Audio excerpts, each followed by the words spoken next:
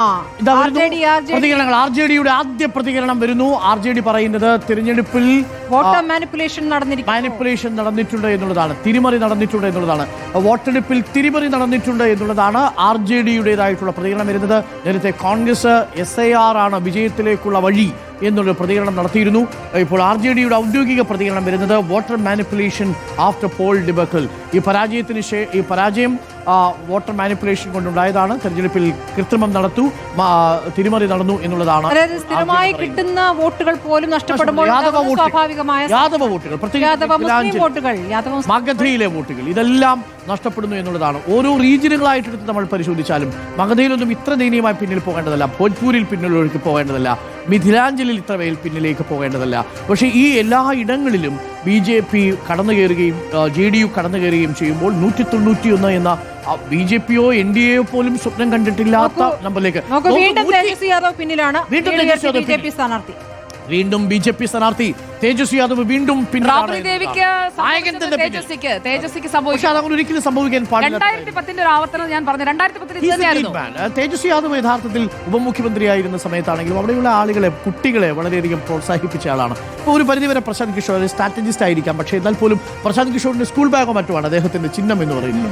അത് തന്നെ ഈ ബീഹാർ വിട്ടുപോകുന്ന ചെറുപ്പക്കാരെ ഉദ്ദേശിച്ചുകൊണ്ടുള്ള പദ്ധതികളാണ് അദ്ദേഹം പ്രഖ്യാപിക്കുന്നത്. ട്രെയിൻ വേണം, പുറത്തേക്ക് പോയ യുവാക്കളെ തിരിച്ചുകൊണ്ടുവരാൻ എന്നുള്ളതാണ്. ആ പദ്ധതികളൊന്നും പക്ഷേ ഏറ്റില്ല, ഒരിടത്തും പോലും ഏറ്റില്ല. ജൻസ്വരാജ് പാർട്ടി 0 അല്ലേ? ജൻസ്വരാജ് പാർട്ടി ഒരിടത്തും ലീഡ് ചെയ്യുന്നില്ല. പ്രശാന്ത് കിഷോർ എന്ന പൊളിറ്റിക്കൽ സ്ട്രാറ്റജിസ്റ്റ് പരാജയപ്പെട്ടു, തോറ്റു, തുന്നം പാടി എന്ന് വേണമെങ്കിൽ പറയാം പ്രശാന്ത് കിഷോറിന്റെ കാര്യത്തിൽ. ഇപ്പോൾ വരുന്ന വിവരമനുസരിച്ച് BJP തന്നെയാണ് ഏറ്റവും വലിയ ഒറ്റക്കക്ഷി. 84 സീറ്റുകളിലാണ്. കാര്യത്തിലാണ് ഇനിയിപ്പോൾ നമുക്കൊരു ടെൻഷൻ അതെ, തേജസ്വി യാദവ് നോക്കൂ എന്നുള്ളതാണ് പ്രശ്നം. തേജസ്വി യാദവെങ്കിലും ജയിച്ചെങ്കിൽ എന്നായിരുന്നു. കോൺഗ്രസ് 7 സീറ്റുകളിൽ, ഇടതുപക്ഷ പാർട്ടികൾ 9 സീറ്റുകൾ ലീഡ് ചെയ്യുന്നു. കഴിഞ്ഞ തവണ 12 ആയിരുന്നു, ഇത്തവണ 9 ഇടങ്ങളിൽ ലീഡ് ചെയ്തു. കഴിഞ്ഞ തവണ 2, ഇക്കുറിയും 2. ഏറ്റവും വലിയ ഒറ്റക്കക്ഷിയായി BJP മാറി. 84 കഴിഞ്ഞ തവണത്തേക്കാൾ 10 സീറ്റ് കൂടുതൽ. എന്നാൽ JDU മെച്ചപ്പെടുത്തി. 43 നിന്ന് 74 അവർ വളർന്നു. അത് ഏകദേശം 50% വരുന്ന വർധനവ് അവർക്കുണ്ടായി. കോൺഗ്രസ് 19 നിന്ന് 7 ചുരുങ്ങി. 50% നഷ്ടമുണ്ടാവുന്നു.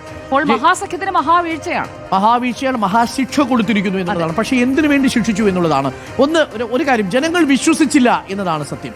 എന്താണ് മഹാസഖ്യം പറഞ്ഞത് എന്നുള്ളത് ജനങ്ങൾ വിശ്വസിച്ചില്ല. പക്ഷേ ജനങ്ങൾക്ക് കൂടുതൽ വിശ്വാസവും ഇഷ്ടവും നിതീഷ് കുമാറിനോടായിരുന്നു.